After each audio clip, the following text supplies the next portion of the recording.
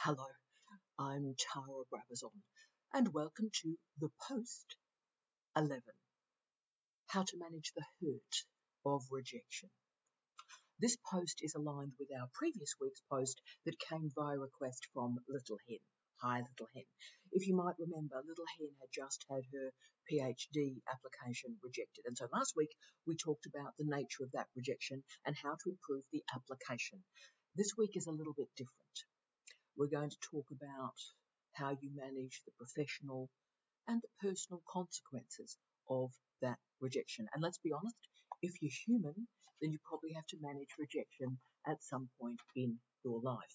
So today I'm offering Tara's 10 tips to not only survive rejection, but we're doing something a little bit unusual, I think. We're going to explore rejection as a strategy, as a mechanism to reorganize your way of thinking about your life, your personal and professional priorities.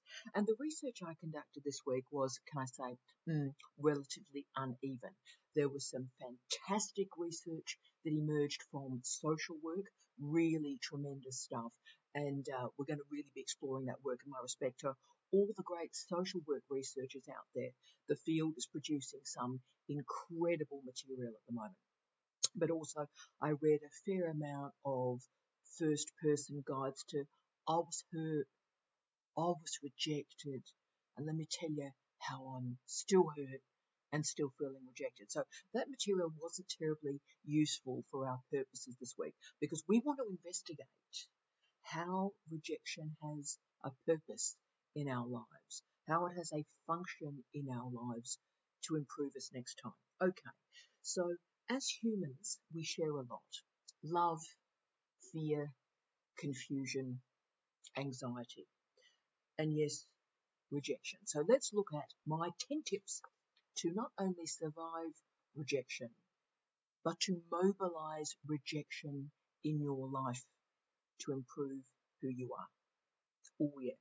Tip number 1.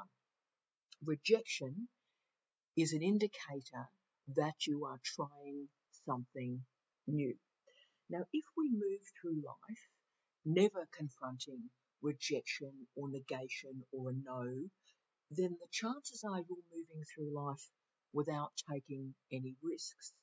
You're living today as you lived yesterday, and you're going to live tomorrow as you're living today.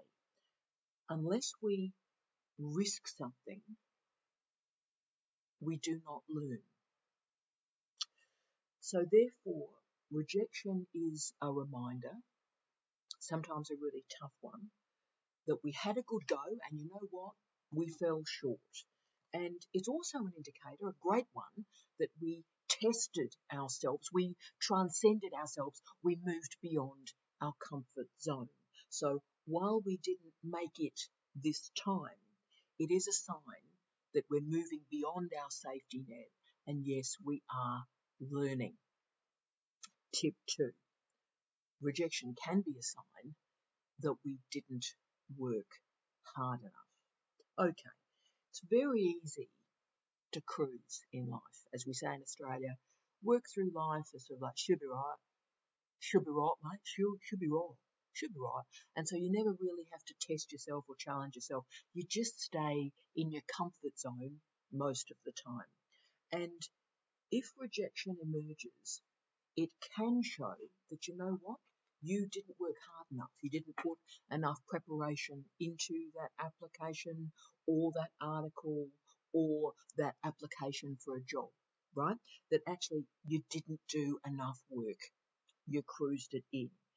It may also be a sign that you're using the strategies from your previous life, so your previous job, your previous degree, and those strategies no longer work. Let me explain.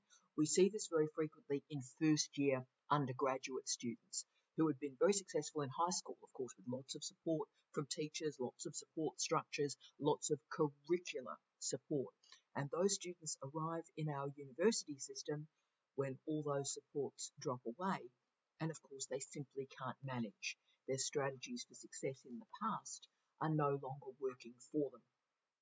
We also see this in first-year PhD students, can I say, the students that often the younger students who have been successful in their honours program, been successful in capstone or in their undergraduate degrees, and they arrive in a PhD program and they simply can't manage the work. And that's quite shocking for them because the strategies they deployed in the past to gain success in the past no longer work. They have to learn new strategies and new academic literacies. So rejection early on in our lives and continually, to be frank, can shake us up. And that means we have to adapt and learn new things earlier in our lives. And that's good. That's really good because the shock forces us to lift, forces us to improve, to transcend our previous academic literacies for success. Therefore, focus on what you have learned from the rejection. And this doesn't mean focusing on the negative, actually, judgment, fear, anxiety, depression. It doesn't mean focus on the negative stuff at all. And in fact, when you stay in these emotions, you block learning because you simply feel inadequate. So we're not born feeling inadequate, by the way. We have to learn it. So try and make sure that as you move through rejection in your life, you're not learning inadequacy through it, you're learning other skills. So therefore, what rejection, the gift that rejection gives us, is it creates new spaces in our lives between something happening and how we interpret and understand what has happened. Point 3. Oh, yes. Recognize the tyranny of positivity and enact peaceful repair. Great phrases there.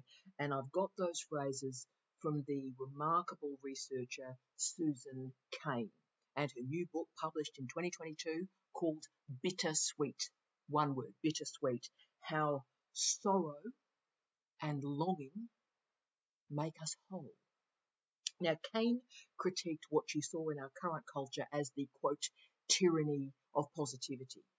And you know this stuff, when people go, oh, it's all going to be okay, your life's going to be fine, you're going to get that mortgage, you're going to get that job, that degree, you're going to get that, it's all going to be okay. That's the tyranny of positivity. And I think as we all know, if you've lived a life, we know it's actually probably not going to be okay. She argues for the importance of feeling hurt, sorrow, regret, and both accepting and integrating sorrow into our other emotional states. So rejection and the sorrow and the fear that come from it are not weaknesses. Indeed, Tim Chang argued, this changed my life, by the way, Tim Chang argued that greatness emerges from adapting to situations that hurt you. I'm going to say that again. Greatness emerges from adapting to situations that hurt you. So in managing these difficult moments of rejection, we can learn to manage problems and we can discard these false versions of ourselves. It's going to be fine. Everything's great. I'm doing really well. Thanks. How are you going? We can get rid of all of that nonsense, this nonsense version of who we are, because rejection requires compassion for yourself. And through compassion for yourself, you learn how to give it to others. So success comes through managing fear. Innovation emerges when we fail, and fail a lot. And collaboration necessitates that we manage conflict. So rejection means that we are open to the world, and we are open to the knowledge in the world and learning about different strategies for being and thinking and writing and learning. So rejection is a reminder of what we have learned and what we've yet to learn, and what we understand, and what we've yet to understand. So if we can create this self-awareness, then we can enact what Susan Cain describes as, quote, the art of peaceful repair. 4, recognize the rejection, but do not allow it to cascade into other emotions. Now, I know that rejection is really, really uncomfortable. When it happens, it's a bit of a shock, right? And that comes really from when we were kids, from our primary and secondary socialisation when we were at school. Because school was all about getting prizes. Remember, like Friday assembly, the most improved student, and you get the little certificate. So we're taught from when we're very, very young that it's important to get awards and prizes and the importance of success, right? So our culture, particularly our academic culture, is geared for these recognition systems.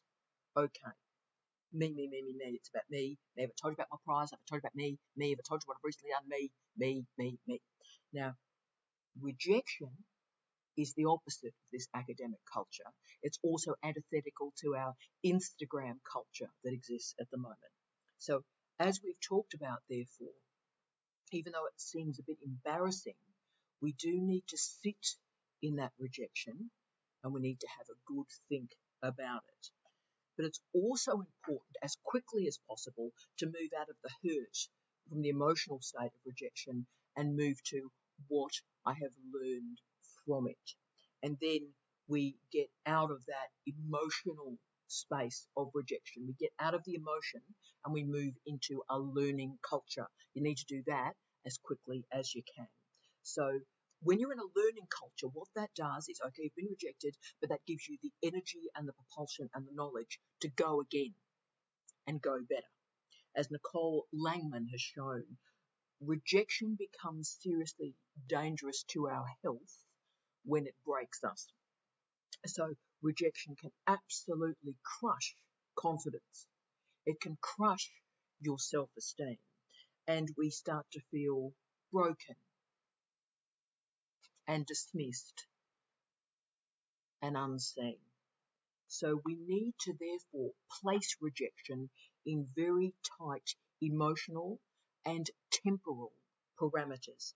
Think about it, feel it, but then move out of that space as quickly as you can. You're not rejected. You're not rejected. Your application's rejected. The article's rejected. The grant application is rejected. Your hope for friendship was rejected. Your desire or imperative for an interpersonal relationship was rejected. You were not rejected. Rejection is about a moment. It's about a moment. And that moment will pass. So understand rejection so that you can transcend it. You can move beyond it. Langman draws 2 trajectories from rejection. She argues that people either become very small through rejection or they become very big through rejection. And both of these strategies are, to be frank, problematic. So what happens when people become small is they withdraw. They become timid. They become frightened and they don't necessarily want to go again. And then others become really big through rejection. Toughen up, princess, toughen up. And they become quite brittle and pretty nasty to other people. And I think we've all seen that too. Now, both of these responses are not where you want to be. The goal is to learn from the rejection and then move beyond the rejection. Regain confidence, regain hope, and you do that by moving from rejection and into a learning culture. The shock of rejection will pass. The key technique in managing rejection, I think, is to stop the playing and the replaying of the story of rejection in your lives. You know these people, and I mean, let's be honest, we've all done it. So something terrible happens and you continue to replay the story in your head, and it gets weirder and weirder and weirder every time you replay it. And of course, that replaying of that rejection narrative impacts on your sleeping patterns. It may have impacts on your drinking. It may have impact on your drug taking, and it may start to remove you from the activities that you enjoy doing. So instead, feel, learn, and then create a new culture. 5, fake it before you make it. Now, it's very easy, as I've done already in this post this week, to talk about moving on. You just need to move on, man, like I'm David Crosby, and it's 1968. But one way to stop yourself getting stuck in rejection is to create behaviours and routines that transcend you, move you out of your emotional state. Let me explain. There is a relationship between thoughts, feelings, and behaviours. But thoughts, feelings, and behaviours can be disconnected. And in the case of rejection, they really do need to be. Do not allow your feelings to determine your thoughts. And don't allow the thoughts to determine your behaviour. So if you're getting stuck, then you're getting stuck through your thoughts or your emotional states. So therefore, activate behaviours to get you out of that pattern. And it might be simply going to the gym, doing some yoga, going for a walk, walking the dog, doing one of those weird mindfulness recordings. You know, the sort of 10 minutes where they go, lay on the floor, feel your body sink into the floor, you know, feel your vertebrae. You know, those, do one of those. They're tremendous. Weird, but they're tremendous. And also perhaps start a new audio book. Invest yourself in a different type of narrative. So you may feel dreadful. You may be in full self-pity mode. Therefore, fake it before you make it. Take charge of your behaviour and do something about your behaviour. And what will happen is that until you've got your thoughts and your emotions back in place, the behaviour will lead you out of that pattern. The behaviour will give you the momentum to a different context. And this will provide a different frame, a different way of thinking, and move you, transcend you out of the often quite sad emotional state that you're in. Now, I've had some truly shocking days, some really, really bad disappointments in our lives. All of us have. I've had some truly debilitating days. But what I do when I've had one of those truly debilitating days, and I've always done this, I do it every day of my life, is I plan the next day. And here, for example, most of you have seen my big whiteboard, but of course I'm in temporary accommodation at the moment. Here's my little whiteboard. So every single day, whatever's happened during the day, I plan the next day. And the behaviour doing those tasks moves me on in my life. 6, conduct a future-focused visualization. So are you one of those people that just gets stuck in the rejection? So a bad thing happens and you just sit and you seethe for hours or days or weeks or indeed years. Well, if you're one of those people, hi, right? There is a strategy you can use to get out of it. What I need you to do is sit in that rejection, absolutely seethe in that rejection. And I want you to keep on going. I want you to create a full rejection narrative. So I want you to invest this story in all your failures, all your flaws, make the story really big and toxic. Really go there, okay? But I've got a technique for you. What I want you to do for me is keep the story going. So you've got the present, but I want you to keep the narrative going for me. However bad it is today, I want you to summon and create a future-focused story. So what I want you to do is create a visualization. I want you to think about 2 years, in 2 years' time. Okay, so when you've got this narrative, I want you to continue the story to a 2 years visualization for me. And I want your future self in 2 years' time to conduct an interview with your present self. So, okay, The advantage of 2 years is you've got some separation from the rejection incident. So you're thinking about the rejection through the distance of time. Then I want you to interview yourself. Your future self interviews your current self. How important was this rejection yesterday in the context of your entire life? But also, what advice would your future self give your current self? And what could you do differently if you could do your time over again? So you'll be amazed. I know visualization seems a bit weird, but when you give yourself a different context, so you think about 2 years in advance, it changes everything. Your emotional state calms down and it gives you a space for reflection.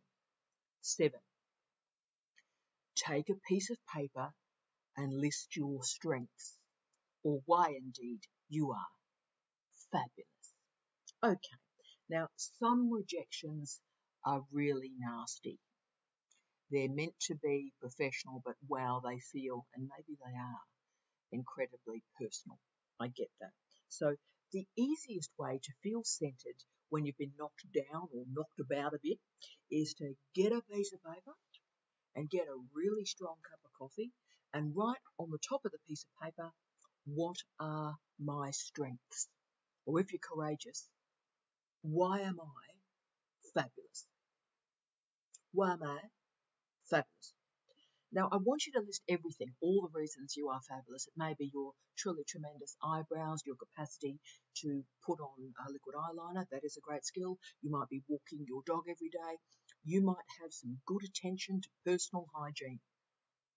All of those reasons make you fabulous. So list the accomplishments. And I want the full list of fabulosity. It's almost impossible to say the word fabulous and be depressed. So if you find this difficult, like I don't like the word fabulous, I can't think about this, pretend I'm across the table from you, as I am now, and I'm saying to you, so explain to me why you are fabulous and give me that list. 8, recognize the courage that you are showing and know that rejection is preferable to fear. No matter how hurt you are that you didn't get into that PhD program, you didn't get that job, that relationship didn't work out, I need you. Put your head up, put your shoulders back for me, and I need you to acknowledge, to speak the words that you have shown courage by having a go. It's very easy to watch morning television, enjoy the advertorials, and never test yourself. It's very easy to sort of sit in your comfort zone in fear of never trying something new. It is a power.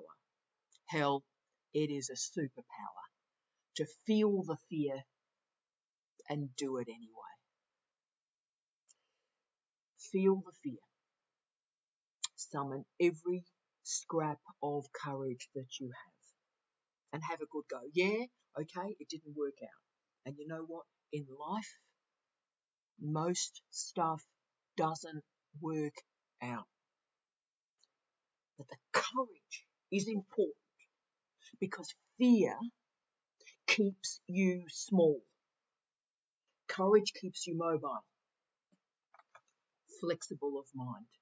And when on that amazing day that you've put in that application, you've put in that article, you've put in that grant, you've put in that job application, and it comes back successful, you will have earned that feeling. And I need you to enjoy that feeling and know that you have earned it. You have earned it. Nothing is sweeter than success. But you know what? Don't focus on the rejection. Focus on the courage that you had a try. Yeah. Patrick McIntyre stated that living with the fear of rejection is, quote, a form of self-sabotage, end of quote. I'd never thought of that, but I think that's very powerful. Because if you don't try, if you're frightened of rejection, then you've failed before you've even started. The harshest rejection I think we face is actually from ourselves. How often are you saying, do any of us say, oh, look, that's not going to work out. I'm just not good enough. Yeah, look, I'm going to fail.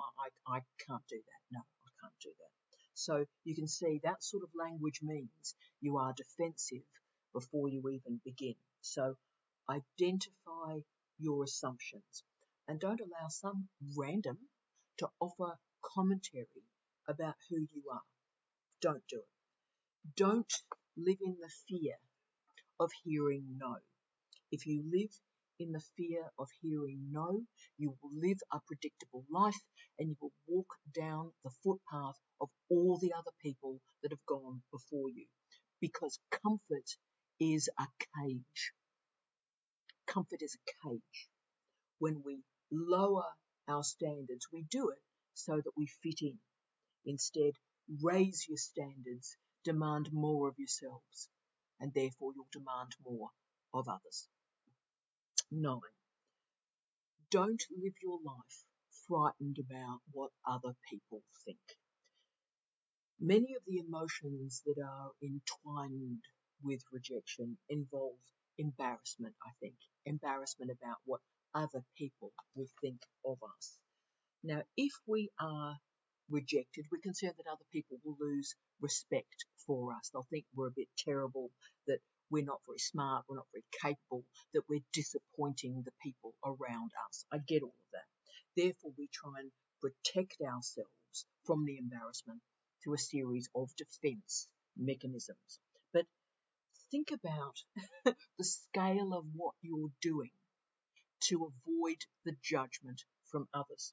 We invent all these justifications, right? Oh, look, there's probably no other outcome. Yeah, I was always going to fail, or you blame other people. She's never liked me. She's never liked me. This was always going to happen, right?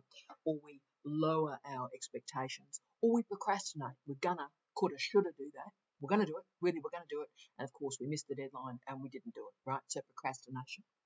Therefore, instead of all this fear and this worry about what other people think, sit in your power.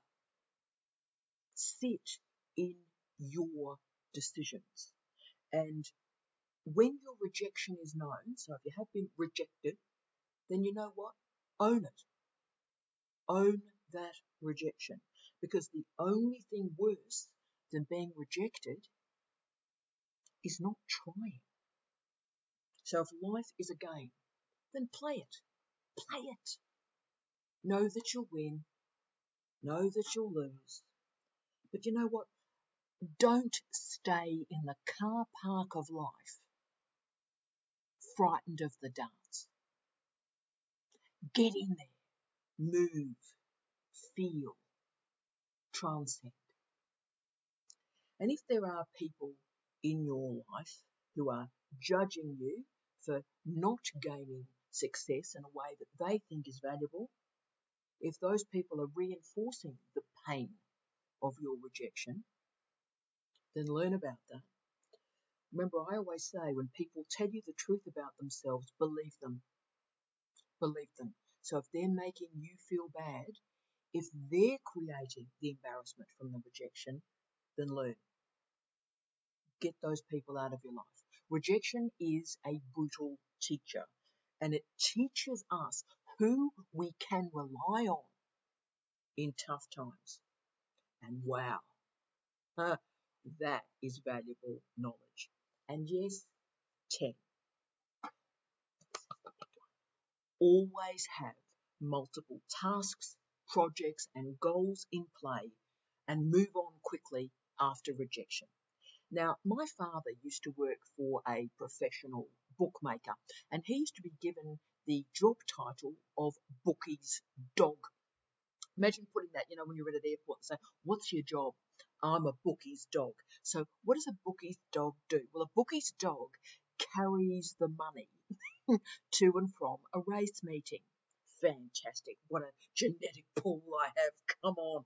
So why I'm telling you this is when you gamble, you are taking risks, but you're not taking random risks, right? You're assessing the form of the horse, you're looking at the trainer, you're looking at the jockey, you're looking at the other horses in the race and you're making a determination. But also, you don't put your house, all the income, your entire life on one horse to win. You always spread your bets. Your horse may come in second or third, right? So success is not about luck, certainly not completely. It's about preparation. It's about hard work. It's about assessing your risk. And then once you've done all those determinations, giving it a good red hot go. Yeah. So this leads to my final mantra that I live by. Never have a singular goal. Never bet your entire life, your entire future, your entire sense of well-being on one application, one job, or one opportunity. I've always spread my bets. I have a plan B, C, D, E, F. I keep going through the alphabet. Now, a lot goes wrong in my life. A lot goes wrong in everybody's life. That's what life is. But the best way to overcome one rejection is to have about 10 or 15 other opportunities in play. And then you've had a rejection, you go, okay. So then you just dust yourself off and you move on to the next opportunity. So that means every opportunity, every application is important, but your life, your identity, your sense of well-being is not ever reliant on one success. So this strategy allows you to be flexible, but also create a series of alternative plans. The key to managing rejection is to give yourself perspective. Success does not happen without failure, full stop. And you know what? Maybe that rejection was not about you. You need to always maintain a much bigger perspective. And look, it may not be about you. And we learn about this because every now and again, some strange ghosts from our past emerge. I had a recent one happen about a month ago, okay? A random sent me an email message, right? So a bloke who was a former head or something at one of my former universities was desperate to talk with me about an article that I'd published about leadership. He's desperate to talk to me. Now, of course, he wasn't desperate to talk to me about this article on leadership. He was actually desperate to find out if he was the archetype for one of the poor leaders or managers that I talked about in this article. Now, he wasn't, because I hadn't thought about this guy for, about 15 years. And indeed, when the email arrived, I had to look up his name in Google because I had no idea who he was. So, is your life, to cite the truly great philosopher Carly Simon, endlessly living that lyric, quote, "You're so vain, I bet you think this song is about you," end of quote. You know what? The song is never about you. It's never about you. What is a major rejection or disappointment today will be a speck in your rear vision mirror in about 2 years. So open yourself to the world, and wow, it will surprise you. Look, life is embarrassing, uncomfortable, painful at times, but it's also incredibly rewarding and empowering. Make your song about you rather than what other people think about you. Understand the setback and also probe what you're willing to change. And remember that powerful statement, changed my life, this, from Steve Maraboli, quote, "Every time I thought I was being rejected from something good, I was actually being redirected to something even better." End of quote. I wish you love, light, and peace. Tea out.